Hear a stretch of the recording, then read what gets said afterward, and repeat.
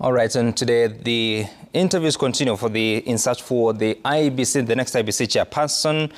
Today, former Turkana County Attorney Erastus Edung Ethekon will appear. Former Deputy Chief Registrar of the Judiciary Francis Kakai Kisinja will appear. Former Nairobi County Assembly Clerk Jacob Ngwele Muvenge and Joy Brenda Masinde, who chairs the Kenya Power Board, will be interviewed during the day, morning and afternoon session. But also this morning, the IEBC selection panel has republished the names of persons that will be interviewed for the positions of member of the IEBC Commission.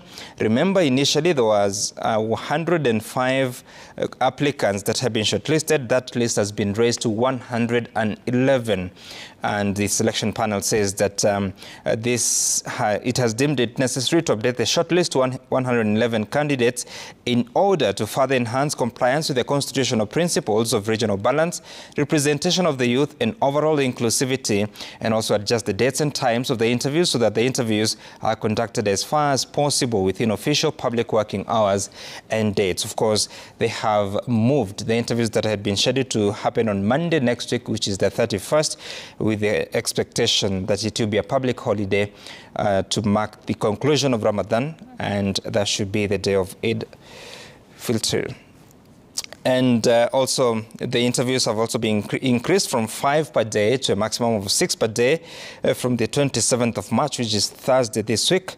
The day with the least number is 25th of April, which has just 3 candidates. Remember, initially, the interviews were to conclude on 24th of April, but that will now go up to 25th because of the increased numbers of 6 applicants, as well as the change and vacation of Monday next week as a day of the interviews. Meanwhile, a section of election observers have raised alarm over the slow pace of preparation for the 2027 elections in the country. The observers meeting in Nairobi and led by Elections Observation Group, ELOG, says the fact that IEBC is not constituted, boundaries review is not done, and numerous by-elections are pending is a cause for alarm. We are 2.5 years before the next elections. There's no commission, no chairperson, and nothing has been done. So no boundary delimitations, no voter registration, everything on hold. So that means that, again, there will be a rush, and the Electoral Commission will be ill-prepared to organize transparent elections. So there are many elements, I think.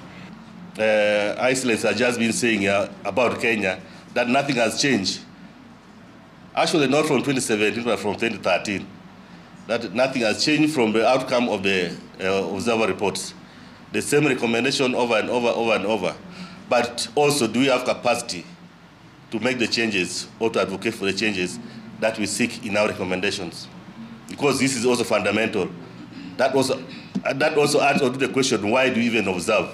If you look for the 2017 election report, even the 2022 one, there are so many issues we raised: voter bribery, impunity, abuse of incumbency. They are all there in the report.